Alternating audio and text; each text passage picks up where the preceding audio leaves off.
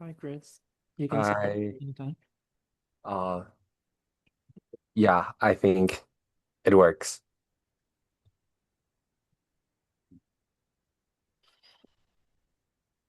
All right, I hope everyone can hear me. So if everyone can hear me, I think we can start because the prep time has expired. My name's Chris. I'll be chairing for this round. Judging with me is Tetsushi. Yeah, so I am before we start the debate, just several housekeeping rule. First, I'll be timing, but I'm not physically there, so I strongly recommend speaker to time yourself as well, just to be aware of at which time that you can accept and offer POIs.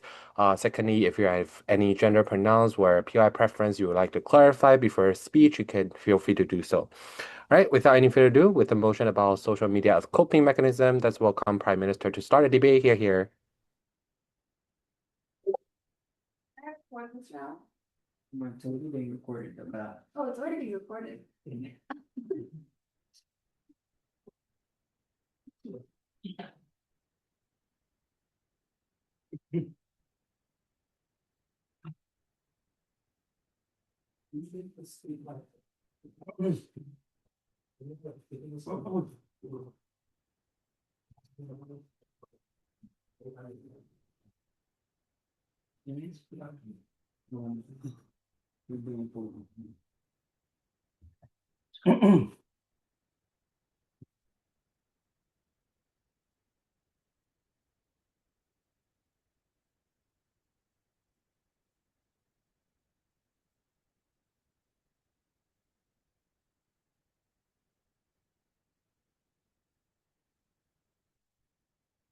Uh, Um, yeah, I'm audible from here, right? Can you hear me? Yeah. Oh, okay. Yes, Oh, yes, oh, yes. okay. Okay. The time will start. Three, two, one. Three things in my speech. First of all, two things on setup. First of all, how do people use social media to cope right now? The first thing to say is that obviously this is oftentimes just really, really non-proactive things. So they don't tweet at all. They just scroll through Reels. They just scroll through Twitter and they like posts and they're like, let's forget about what happened. And I think this is just a relevant coping mechanism. The second thing to note is that I think people do actively vent at points, but I think it's just is overwhelmingly the smaller proportion in this debate because obviously there are less people who post about these kinds of things, and it's also much easier. There's also some risk of people seeing it. For example, if you're posting about this, but I just generally think that a lot of people just scroll through Twitter, for example, and don't actually post a lot about their issues. So I just do think that a lot of the times you scroll through and you try to forget these kinds of issues, you brush through them. But anyways, we'll engage with both. The second thing to know about our framing is what's the counterfactual on our side where we don't use social media? What would we prefer? There are two ways I think people are going to try to cope on our side of the house. The first thing is based on an idea of escapism, which is to say that if you want to like escape from these kinds of issues and you just don't want to engage with certain ideas, which is sort of similar to like scrolling through reels and doom scrolling, I think you just seek other activities to do so, like going on long walks, just sleeping, for example, watching the TV. The second version is to like to actively seek validation, which is to go to people and talk to people and learn about how other people think. It doesn't have to be that proactive version. You just talk to people and talk about how shitty your boss is, for example. I think these are two, relatively equal ways of getting coping in closure. So, anyways, the first argument is sort of to just explain why you're likely to not get any solvency by checking social media, but crucially, why you're likely to sort of be coerced into using social media anyways, which means that it oftentimes crowds out other solutions to begin with. So, the first thing is a couple of mechanisms as to why there's no solvency by checking social media. The first thing to say is that generally, like you're very like jiroticky or conservative, and you're not very proactive when you're trying these, when you're scrolling through social media. You're just leaning back on your sofa and you don't really care. You're just doom scrolling. You're checking people's tweets and letting your feelings flow by, and you try to forget everything that goes on. So it's more of this consume to cope kind of thing as compared to where you try and speak to cope about these kinds of issues, which means that obviously in the counterfactual you talk to people, or you talk to people, for example, where there's more chances that you're able to do these kinds of things. The second thing to know about this, about social media, is I think it also lacks a lot of constructive and layered support that we would have on our alternatives. So like as compared to like talking to your friends or families or even your therapist, if that's one, one option, is that you're like, these are people who are physically available for a constant period of time. They're able to give you a lot of comments. They're able to check up on you proactively as compared to social media, where it's much harder for you to develop these kinds of relationships, or that these are not the ways you engage with social media to begin with. Second of all, it's also true that like they are people who care about you, which oftentimes means that they're more proactive in checking on you. So they're like, oh, have you brought up this issue with your boss? Have you brought up the fact that you want to work less at your work? Have you talked and engaged with your problems? Have you done your small steps? These are kinds of questions you're more likely to get on our side of the house. On their side of the house, obviously, you don't really get this kind of repeated support. But most importantly in this argument is to explain why you're likely to be locked into social media. So we do accept the fact that there are lots of issues that you don't really get any kind of solvency. And sometimes you just have to move on from issues on both sides of the house. It's like, for example, the fact that, I don't know, something bad happened in your day, for example. But, and crucially, there's a proportion of this debate where it's about issues that you can actually take action about, you can actually think about for a while and get some level of solvency. This looks like thinking about what you got, like a bad score you got on your test, and maybe talking about to your parents rather than just forgetting about it and doom scrolling. We would say the crucial comparative here is that you're likely to be sort of, sucked into social media to ignore these kinds of solvencies and to want to sort of focus and fixate on social media as a solution which doesn't give you any kind of solvency. Why is this true? First of all, because this is a very easy way of getting short-term closure, right?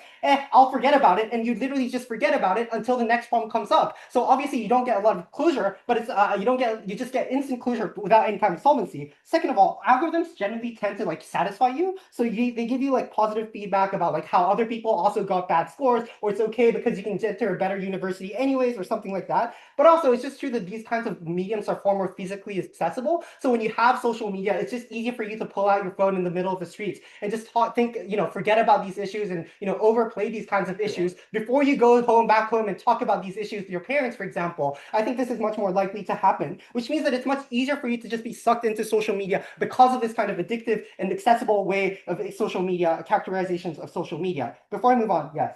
Assuming you have good family and friends, it is also very easy to vocalize their problem and concern. Therefore, in that context, it's not trade-off. Yeah, so we aren't contingent on families being good or bad anyways. It's just that social media is so powerful in giving you doom scrolling content. Like Gen Z people know this, but obviously like if you scroll through reels, it's really easy to just be like, fuck that issue. And you can just forget about things for an hour. But then a month later, you fuck up again in your test. And obviously it hurts you no matter how nice your parents are, no matter how well your students, you get to go to Juku, for example. So what this means is obviously you can't switch between these kinds of alternatives on their side of the house because social media is so powerful. The implication is that it crowds out better and more constructive voices like people, your therapists, and your families. But second of all, you just absolutely don't take a lot of action in many kinds of situations. The last thing to talk about is about why this worsens issues and solvency of kinds of issues you face, and why, therefore, it's actively a bad mechanism for social media. So this, for example, looks like you severing your ties with your boss or your girlfriend or your senpai, or you develop toxic and radically biased views that are quite trivialized. Why? First of all, because a lot of feedback is quite biased and misinformed inherently, because social media isn't very good at regulating information. And oftentimes, even if it is the case, like there's like a lot of biased information. Like people are like, oh, fuck women. They're obviously the wrong people. They don't know what they're doing at their workplace. So your female boss never works. She's stupid. These are kinds of things that are likely to be recommended to you because you want a lot of closure, and algorithms tend to cater to that. Second of all, there's a lot of competition here, which is to say that algorithms, again, favor things like, reactions that are quite like that get a lot of reactions. So a lot of likes, for example, are the ones that provide the most exclusive and most like sort of abrasive stories, like how well you confronted your boss, for example, which obviously doesn't work or apply as a solution to a lot of people, because if you confront your boss with a fist, obviously that gets you fired in the vast majority of cases. On the comparative, first of all, you're able to consult moderate friends and family and people, which I think, again, is just going to provide you far more constructive feedback and better mechanisms to engage with this. But at least they're going to share you you can share the entire story, and they're going to give you a lot more rational and constructive feedback because they have a lot more perspectives and are more rational. But second of all, even if you do absolutely nothing and you decide to just go and watch TV, this is far better because they don't recommend you actively bad things, which I think is the worst case the opposition side has to defend in this debate. So the impact here is, first of all, you actively take harsh and irrelevant actions that oftentimes worsen your issues. Second of all, it means that you internally dismiss these issues because you think these issues are not as radically problematic as to the ones you see on social media, for example, which just makes you more and more depressed. So for all these reasons, proud to propose.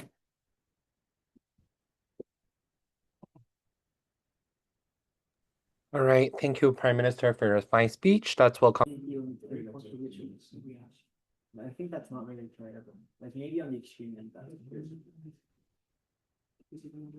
Right. Thank you, Leader of Opposition. Let's welcome Deputy Prime Minister here.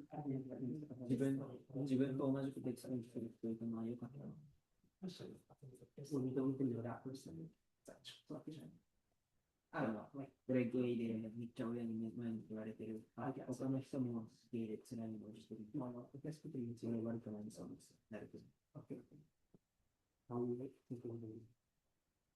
I think it's just when you're entirely on media or the validation by social not social media is not a safe space for you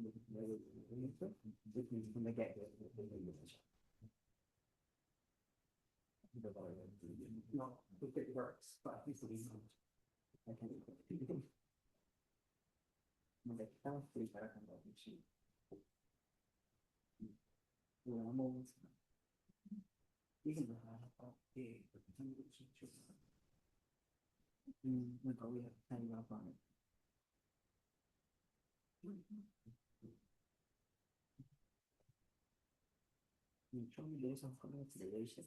Two things in my speech. Firstly, on the characterization clash on consumption or venting, how would you use social media as a coping mechanism? And then engage to the second clash on, in general, which side copes the situation better, and engaging to both scenarios of people who have alternatives, people who don't have alternatives, which is their best case. First characterization clash on whether you use social media mainly as a consumption method or as a method of like venting and posting stuff.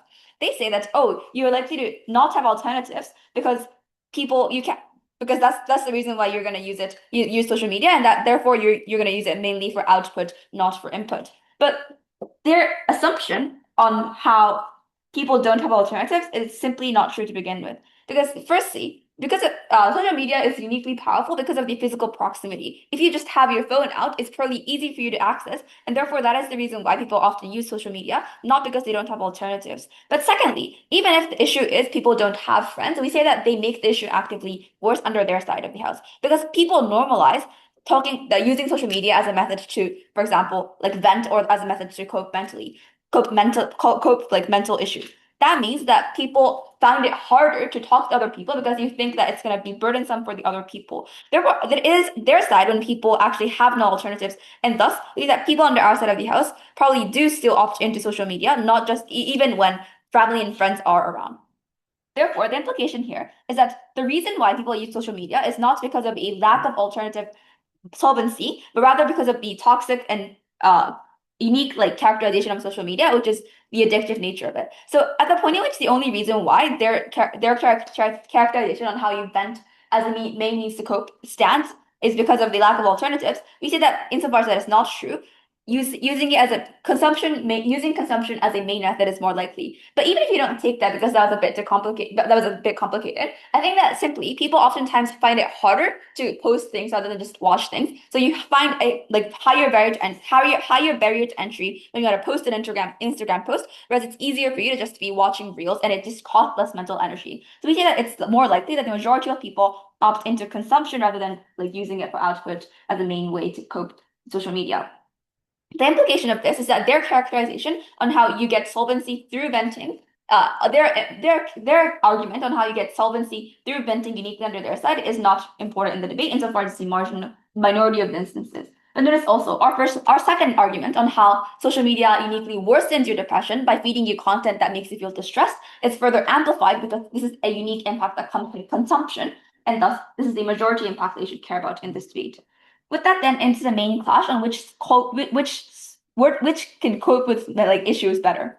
I want to firstly talk about the alternatives under our side of the house, because they keep on pushing this point that you don't have accessible alternatives under our side of the house. But obviously, there are accessible alternatives under our side. You can like go on a long walk, you can talk to your friend or family, or literally the Ministry of Health offers platforms like depression hotlines. There are so many alternatives that is literally accessible to everyone. It's unclear why there are people that can't access these methods in the first place. So because the entirety of their argument hinges upon this like population that doesn't even exist, i.e. people who have no access to any alternatives, we think that this is an extremely unstrategic point stance for opposition to take. these alternatives aren't accessible uniquely under their side of the house when social media exists as a coping mechanism. The reason for this is because you're extremely gravitated towards social media and you're sucked into social media. Why? Because of two reasons. Firstly, as I flagged, there's physical proximity. It's a lot easier for you in that sense, and that is why you're uniquely gravitated towards social media when social media exists as a coping mechanism. Under our side of the house, you probably don't use social media. That means you probably do things like, I don't know, talk to other people and do things like that. But secondly, we've also pointed out from first speaker, there's an addictive nature towards social media, and that is why you are uniquely locked out of alternative solvency methods that is better under their side of the house. Why do people actually choose good coping mechanisms? Because I've proven to you that good coping mechanisms exist. Why do people actually choose it in the absence of social media? This is simply because social media uniquely cuts you off from other alternatives.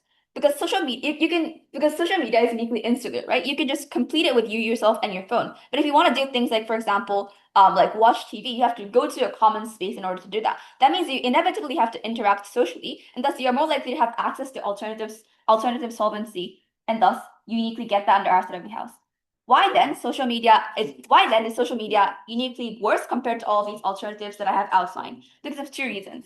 Firstly, because it gives you distressful content. Because social media benefits from you spending more time, and the method to get attention is to give content that you have a lot of like opinions towards. So if a content makes you really, really angry, that keeps you engaged to the platform. Maybe you comment more, maybe you like or like unlike and stuff like that. That means social media have an incentive to make you feel worse uniquely through this like method. Before moving on to other responses, yes. Okay, let's take the case study of the gay person in the conservative vision. He has a crush against any boy in the same classroom, for example. How can I share their concern outside of the social media? Yeah, so I think that you don't offer solvency in that sense, because even if you see someone from like even if you're a kid from like Ohio, even if you see someone in like, I don't know, Iceland, like a gay person in another country saying something on social media, that doesn't feel proximate. So therefore you don't feel that sense of solvency, and you don't feel that sense of, oh, someone is suffering that looks like me, because it doesn't look like you. Your life isn't similar. And therefore I don't think solvency is achieved under your side anyways. Why is social media actively bad compared to the other alternatives? Oh, I've already said that. Okay, I think the way in which they respond to this is to say that, oh, you have content that is constructive. So you have like study content and study grammars. But we say that we say that people just, even if we say that these constructive content comes up, people obviously won't use it because they're coming here to escape the harsh reality that they're facing. They don't have an incentive to consume like the information that literally makes you confront your harsh reality. And so therefore, even if constructive content does come up, obviously people aren't going to utilize that well, and thus social media doesn't really offer any positive methods to improve your depression. Then on then the implication of this is that social media actively worsens the psychological circumstance that you're in, and that choosing alternatives is actively better. Even if we take them at their best and say that we don't have like better solvency, we prove that social media makes it a lot worse. On people with no alternatives, they say that you can like vent and that's good. But we say that even if you can vent, as I've kind of responded through the POI, you cannot solve that issue in the first place. Even if you get like likes from from a stranger, that doesn't fully validate your feeling, and therefore there is no solvency achieved from venting out to someone who you don't know. So even if some people don't have any alternative measures, we say that they don't achieve solvency anyways under their side of the house, and that is why we clearly take this debate.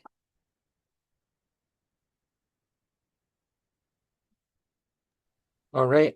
Thank you, Deputy Prime Minister. Let's welcome Deputy Leader of Opposition here.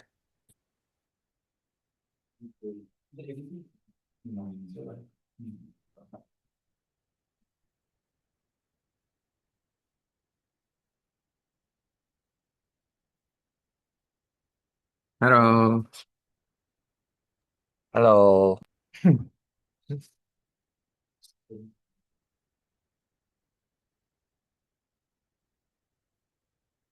Am I audible and visible? Yeah. Okay.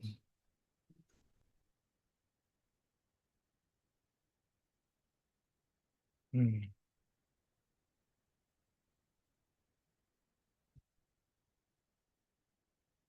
Okay, thank you, everybody. Four important refutation is one pragmatic argument about pragmatic change through SNS coping mechanism, which flip their argument about solvency to that problem. four refutations. Firstly, they talked about like context. Just scrolling is reasonable context. Even if we accept it, three reasons. It is enough benefit.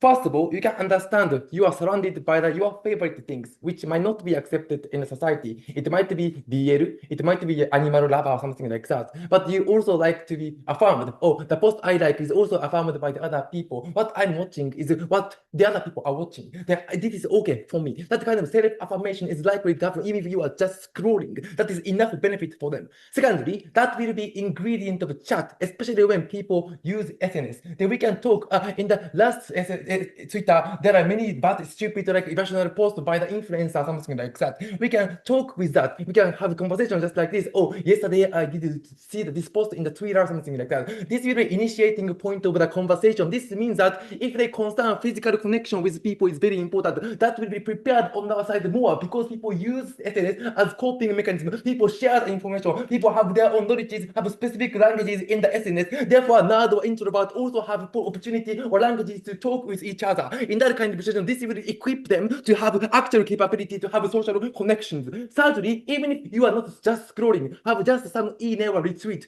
this will give you signal. For example, when I post something, some debater like me. This means that I understand this debater follow me, this debater like me, this debater exists. Therefore, that will be the reasons why I will invite them to the debate tournament because I can recognize them in the SNS. I can recognize them. They are following us. In that kind of situation, exclusively on our side, just scrolling, just doing in it itself will be the connection to the social. Therefore, our argument is strongly makes sense. Secondly, qualitative feedback. Two responses. First of all, very low quality feedback is enough because what we need is validations. The other people also affirm you. Other people also do in a retweet. They are sympathize to us. That will give you a sense of catharsis. That will give you the sense of affirmations by the other individual. That is enough.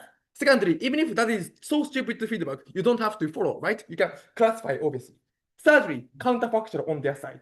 They talked about escapism. What do we say? Their escapism will be bad escapism, unhealthy just consumption. That will be TV, that will be Netflix, something like that. Why is that? Because depressed people characterization. Depressed people are exhausted after the very exploitative working or after the club activity or something like that, or after being scolded by the parents. You're already emotionally, physically exhausted. Initially, you do not necessarily have physical energy to walk and healthily have conversation or something like that. Or those ways on their side, passively, they just consume YouTube, they just consume Netflix or TV. This will make not any solution or something like that. Therefore, in their bioanalysis, they cannot protect those kind of people.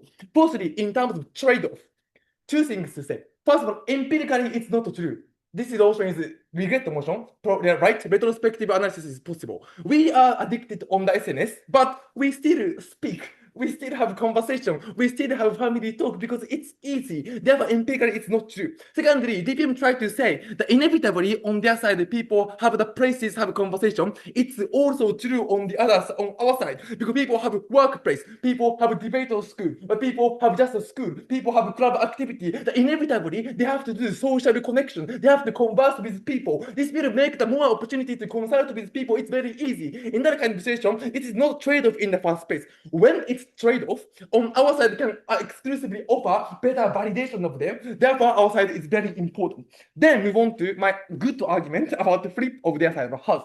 Pragmatic change through SNS coping mechanism. It looks like, for example, Kutu movement, like just women having like very high heel in the job hunting is problematic. We have to change that. 霞が関働き方改革 by the voicing out by the bureaucrat, we try to change the life of branch of those kind of bureaucrat places, or 保育園落ちた日本史で that pressurized Tokyo University, Tokyo like a city to change the structure of the 保育園 structure, something like that. Or like the Me Too movement's voice or something like that. Those things, premises, is coping mechanism of depressive expression of those kind of SNS. Three structural reasons why this is likely. First of all, on our side, exposure of depression feeling appear exclusively. Two reasons. First, anonymity make it easier. They said people don't post, but it's anonymous. You don't have to feel responsibility. Therefore, it is easier to do that. There are people likely to post. Secondly, predictability of being affirmed because you know, I got him like this. You know your follower like you. In this situation, it's easier for you to bravely post. In that kind of situation, many people are actually posting. Therefore, likely context is not only scrolling but also posting a lot of those kind of things. Secondly, those posts are likely to resonate with many citizens on the society, two structural reasons. First of all, negative feelings are likely to be sympathized to people because people can imagine themselves the sympathize with it. Oh, I have same kind of experiences, something like that. They can put in the same shoes together. In this situation, this will be very boosted.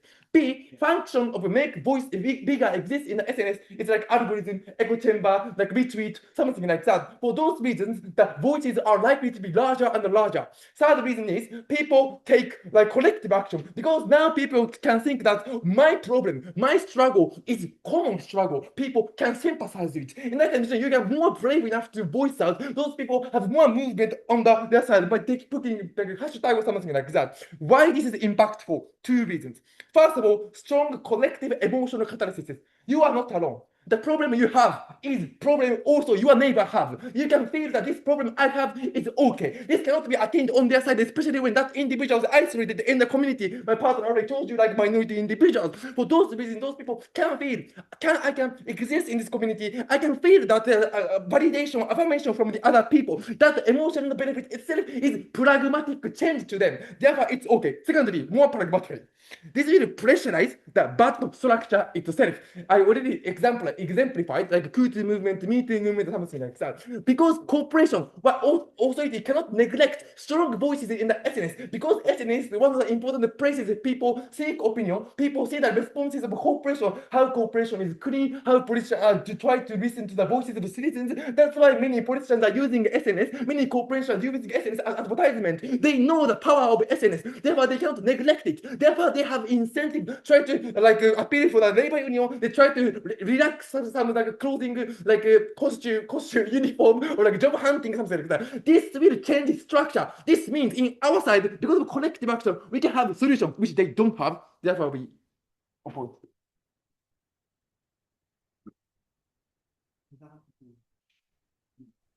All right, thank you, Deputy Leader of Opposition. Let's welcome Government Whip here.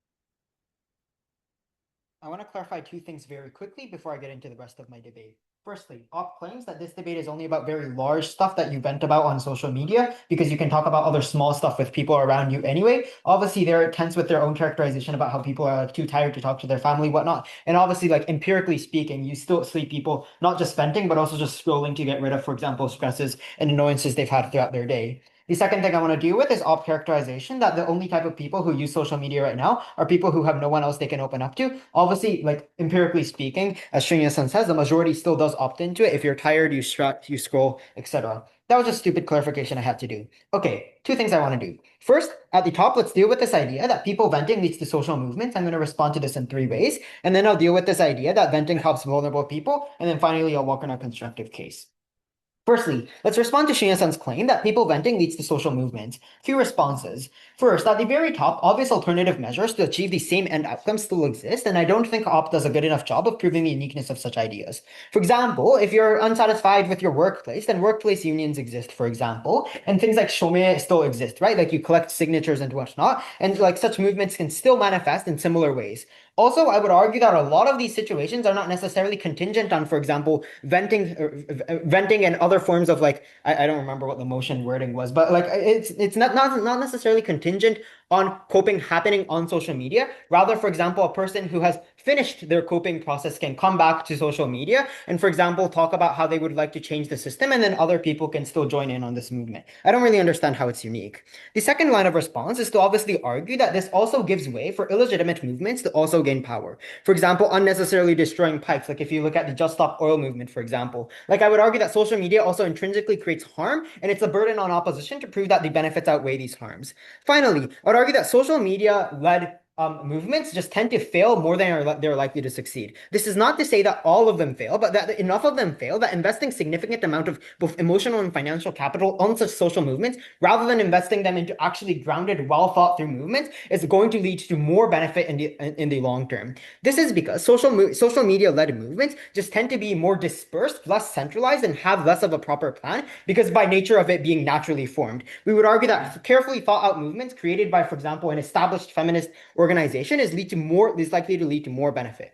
Okay, the actual important part of this debate then. Let's talk about their first argument that talks about how venting, basically other people validating you and seeing other people deal with similar shit helps you a lot. 4 reasons why we flip this line of argumentation. 1, the reliance on an inherently profit incentivized platform for all of your validation and emotional catharsis about the biggest issue and stress in your life is inherently unstable and in the long term leads to potential harm. For example, if you're on a platform like Twitter, and this is the main way you deal with, for example, the fact that you are secretly gay in a conservative area, then the moment, for example, your safe space is taken down because the government censored Twitter, or the moment that your Twitter space is now infested with anti-gay propaganda, is at the point in which your emotional ability to deal with these stressors in your life collapses. Crucially, we would argue that even if this is not a likely thing to happen, that the fact that it can happen can also lead to stress as well. The second reason why we'd flip this line of argument is to also argue that this is not the main way people use the platform. Like, even if you are a closeted gay person in a conservative area, it's oftentimes just not the case that you have the bravery to vent on social media or to find a community on social media, but rather oftentimes it just leads to people using scrolling as a bandage around their solution and not necessarily ever dealing with their emotions, which crucially means that in the absence of social media, or for example, when they're at school, when they can't scroll on their phone, they're massively harmed. The third and fourth flip is fairly simple. I think our second arguments, both mechanisms that I'll talk about a little bit later, because I know Shinya-san did some engagement there, also indirectly, or actually no, directly engaged to this line of analysis. For example, our second mechanism under our second argument that talks about the nature of the algorithm means that you're likely to be fed things like anti-gay propaganda that you comment on in outrage because that leads to more reactions from you rather than just a bunch of people saying, oh, gay celebration is cool, because that's unlikely to elicit a strong emotional reaction that leads to you commenting stuff on that platform. 3 other responses that to deal with this line of argument, even if you don't take any of my flips. Firstly, as Megumi points out to no response, a lot of this is just symmetric. For example, Megumi points out alternative measures like depression hotlines. Crucially, even if this is not likely in the most conservative or most harmful context, insofar as this person is able to access social media and is in a context in which they can be brave enough to vent on social media, we can also somewhat assume that this person will likely have other similar resources to their availability that they can use. Secondly, I would argue that we can mitigate a vast majority of this context because people venting is a very small minority. There are a few unique mechanisms to this specific context that make it so unlikely that people vent that it is a marginal impact in this debate. 3 mechanisms. 1, oftentimes people are just scared. What if their name is tied to their social media account, for example, which means people don't vent. 2, people feel guilt. When you're indoctrinated that being gay is, for example, bad, it's less likely that you can voice out about being gay. And 3, oftentimes your deepest, darkest emotional secrets, it's very hard to open up about. No, even if you can voice out about this on social media, you are extremely a brave minority of people, which means the extent of harm you're facing from this is likely small and not important. And for the majority of people, venting is not possible, which means accessing these benefits is just not possible. POI, go. Yeah, so you said that the regulation might work, like crackdown might happen, but the SNS used for anonymously, what's the incentive or degree of the sensitivity that people care about the risk of being cracked down? Yeah, but you guys are the side that says social media creates more movements that go against, for example, like if there's a big gay movement on social media and the country is extremely conservative, obviously the country has an incentive to crack down on the gay movement that's created. Like, I think that's just tense with your own case. Finally, then, let's talk about our positive material. We firstly prove that individuals are locked into social media at the point in which they opt in. Shinya says 2 things. First, he says this is empirically wrong because we are talking right now. Obviously, this is wrong because for the depressed minority of individuals, when social media is such an easy band-aid, it's unlikely that people access other sources, and I don't think pointing out empirical fact engages with this. But also, secondly, he points out that, I don't know. Oh yeah, he points out that you're forced into other social contexts like school and work anyway, but oftentimes individuals can just avoid this by like just not talking in these contexts or like doing remote work or whatnot. Okay, our constructive material proves two things. One, we prove that even if we were to say social media creates a band-aid, it never leads to actual solvency, and that this in and of itself is bad because you're now locked into social media and never able to access possible easy solutions that exist. Even though DLO does claim that like for example, being affirmed is enough at an assertive level, I think we mechanistically prove to you that the lack of constructive support and follow-up means that you're never able to escape the depression cycle. Furthermore, though, even if you don't take that line of analysis, we prove to you that social media creates active harm to these individuals through things like misinformation that you cannot sort through because by nature you are a depressed individual who is desperate for solutions, which means you're likely indoctrinated with harmful ways to deal with your emotions that you cannot escape because you're addicted. For these reasons, propose. Thank you.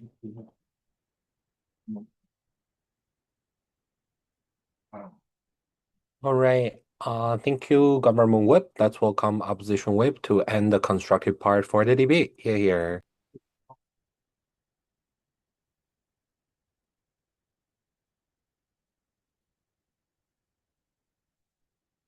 For the POI, please stand up and then I'm gonna take you at least one.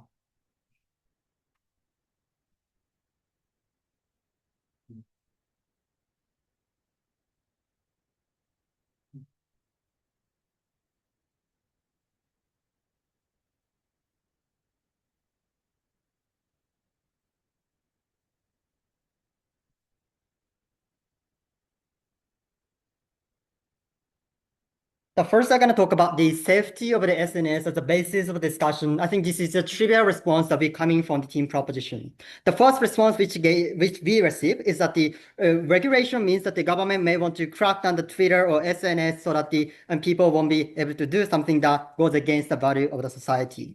The first, I don't necessarily see the possibility of the crackdown to begin with. But second, it is quite unclear whether government have enough capacity to identify who the kind of posters really are and who other who are responsible for this. That's why oftentimes in the SNS, people freely express their opinions, like what kind of concerns that they have, what kind of concerns that the complaints they have within the developing governments, for example. I'm pretty unsure what a regulation likely. But second, in the vast majority of Western liberal democracies, the SNS is seen as a liberal platform in which people can express whatever they want, and therefore this regulations argument or refutation is quite context dependent. I don't think this is a critical claim to our case. But second thing that we're gonna do is about the how to what extent people can bravely vent their kind of concerns of this sort of stuff.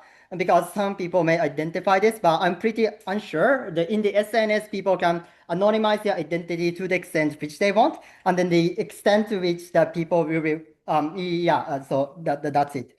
And then let's move on to the two important clash within this debate. The first is about the social change, whether the silent majority will be able to have voice for the first time in our side of the house.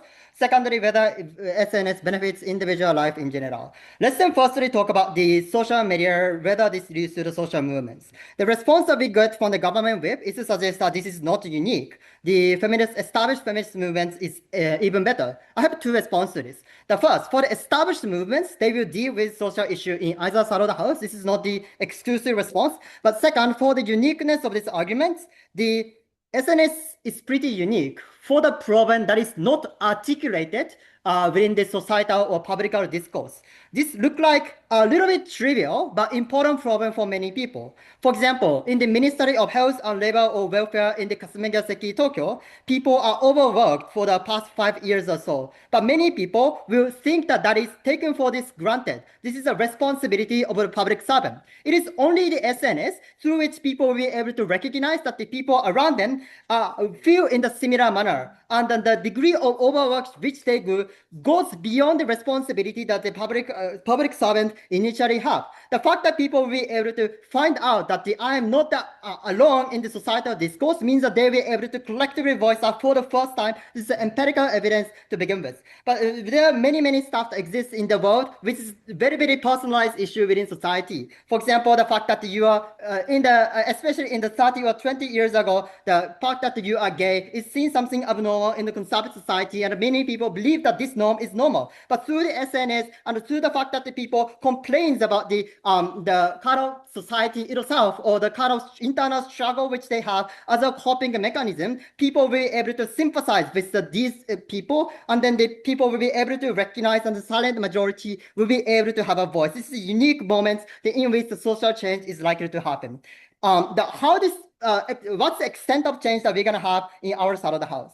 Then the first claim that I want to have as a basis of this discussion is that to what extent or what scale active venting is likely to happen. The response from the DPM is to say, oh, people have alternative for the active venting, therefore people do not use social media as a means of active venting. This is false, especially for the silent majority. But second response which we got from the DPM is to say, oh, it's easier for them to scroll down. People do not have active incentive for active venting. Firstly, this is not true. People want to affirm themselves, or people want to recognize whether my concern is something other people agree with or not. That's why many people, especially Japanese people, post thousands of posts for the X, and then people increasingly see this, and then people have an active incentive for venting. But second, if we provide much more charity to the side proposition, and let's say that only 1% of the social media user do active venting. This is still sufficient for us to achieve our impact on the social movement. For example, there is 100 million users in the world, or 1 million users in the world, and then only 1%, I don't know, only 1,000 people do active venting on a regular basis, but still, it is still sufficient due to the two reasons. The first, oftentimes the post, which I'm going to take you in a minute, which is synthesized in a vast majority of people, likely to repost it, or likely to be seen by the vast majority of people. Therefore, one very, very controversial post likely to get some sympathy from 1 million, and this will be a sufficient catalysis for the social movement to happen. And then the last question will be, to what extent the social change is likely to happen on our side of the house? This is likely to exist with a spectrum. First, people will be able to understand that there is a people who are suffering right now. We can quantify the number of voices that exist within the society. But second, this voice is likely to be sources for the discussion. What kind of problem actually happens for the gay people, for the job hunting women, for example, and the people can quantitatively discuss to what extent this job is something serious. But three, the silent majority, among the silent majority, some leader will be able to be confident enough in speaking up, because there are many, many people who are going to back them up to begin with. That's the moment where the much more labor union likely more power, or leader will be able to see the scale of problem, therefore they have active incentive to deal with it, because their company or their kind of labor department, for example, might become unpopular by the lots of complaints that they see on a daily basis. Therefore, leader have an active incentive to make a reform on the labor condition, for example. Yes. Why is that social movement likely to succeed when it's so dispersed and not structured? Yeah, that's true. Because as time goes by, it'll begin to be much more structured, for the reason that the leader might come up, and then the active NPO might be made due to a lot of follower that exists in the particular post, for example. But then let's then talk about the individual class. There are, I think, two segments. For the side proposition, they talk about the socially active individual who have access to the families of friends. And then their nuance is that, they might overuse SNS, and the harm is like misinformation or radicalization of their thoughts, or there might be instant disclosure, etc. But I'm pretty unsure of the extent of the harm they will be able to create to begin with. Firstly, there's no specific illustration of what kind of help these people will be able to get, what kind of harm actually occur. But second, these people still have access to friends or families. Therefore, they can rectify these friends if they consult with the better friends to begin with. On the comparative, socially inactive individual, such as the person who are socially disenfranchised, social minority, only will be able to affirm themselves. They can feel, I'm not alone. This catharsis itself is a significant impact for this individual. Also, they can have a discussion or consultation with the peer upon the SNS. That's a huge benefit. For these reasons, we oppose. All right. Thank you for Opp Win. Let's welcome Up Reply. Up Reply. Let's welcome Gov Reply to close the debate. Here.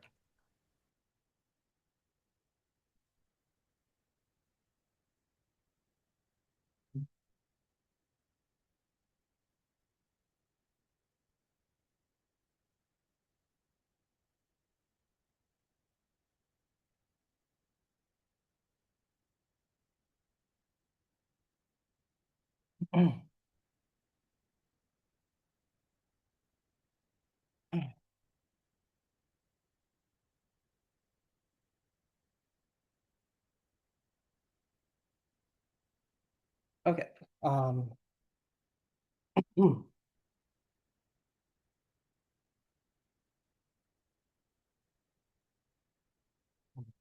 Oh, sure. Um,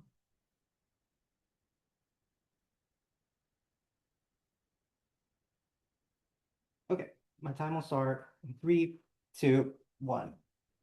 The first thing I want to make very clear in this debate is that social media is fucking addictive and people cannot leave social media because even if it's reels, even if it's posting, even if it's getting likes, everything is so addictive and everything is so addictive because the opposition side also concedes to this. Let's first look at why this is actually quite addictive.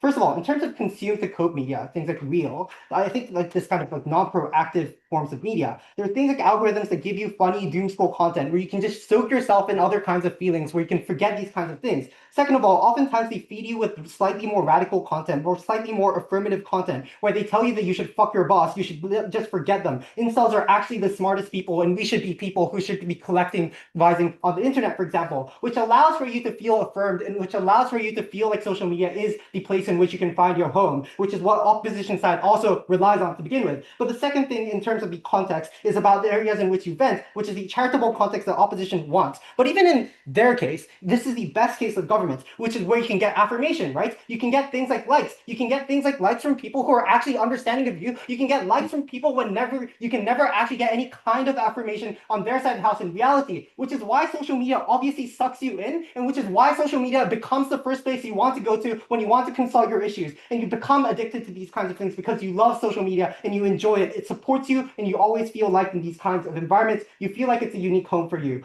The issue is because of the fact that you find this a home, you don't consult issues with other people that you should actually consult others with, because a lot of these issues are things you can sort of work on. A lot of these issues are things you can just sort of consult people about getting better scores. How can I study? How can I actually think about Juken? How can I approach a boss that I don't like, for example? But a lot of these issues just end up being, spoiled on their side of the house when you begin relying on social media. Why is this really bad? Because first of all, oftentimes it's just easy for you to get solvency in many of these situations, which was the nuance that came from Prime Minister. Second of all, when you allow for social media to just, let you forget about these kinds of issues, let you get away with getting things like likes to begin with, it allows for you to just forget about in the long term, you remember the fact that you're always stuck with a shitty boss, that you're never being able to get recognition from your shitty boss. Why does my girlfriend never care about me? These are issues that are likely to happen on their side of the house. So you can't just leave it at like getting likes, for example. That instant closure doesn't lead to long-term happiness, to be very clear. But third of all, I think addressing the responses we get, the first and main response we get is to say that the counterfactual is shit anyways. But obviously this doesn't really engage to everything else we told you, right? Because the counterfactual is where you're more motivated to talk to other people at some point in life, for example, because you realize that your parents are, people who can, I just think you're more likely to talk to people. Second of all, they say that you can consult friends, but obviously this is not the way this works, right? Because of the fact that this is quite addictive, which is what we've already explained to you. The last thing is, I think in terms of impacts, it also means you're more engaged with things that are radicalized, and you're likely to fuck up these kinds of problems and trivialize these kinds of issues furthermore on their side of the house. Next thing I want to engage with what opposition gives us is constructive. The first is about like social media creating movements. I just think that this is likely to not have any significant impact, right? But even if it does succeed in having significant impact, it oftentimes isn't just contingent on people who are venting and coping their mechanisms, right? Like obviously this is about people who are actually having active incentives to restructure society. These are people who are educated, who know how to engage with social media and are not just using it to fuck about, like bitch about their bosses, for example. Obviously this debate doesn't rely, you can't solve social issues by just venting on social media. Second of all, like you cannot feasibly like get a bunch of people who are just angry to actually create a social movement that is effective, right? Because obviously you need to be able to have structure. You need to make sure that this is not short-termist, a one-off thing where you're just motivated by like pure anger, because obviously that's going to be very short-termist. In terms of vulnerable people, I think there's just one thing to address here. Like I just think that this is extremely low scope. I'm not sure how you can credit this argument in this debate, especially because, first of all, most people don't even vent, but even the people who choose to vent oftentimes cannot vent about the most scariest experiences because of the fact that they still do fear about issues like being in authoritative states, talking about themselves being gay. Obviously, it is quite a difficult issue. You're still scared of things like people sneaking into your Instagram accounts, for example. So for all these reasons, it's highly unlikely that opposition can win.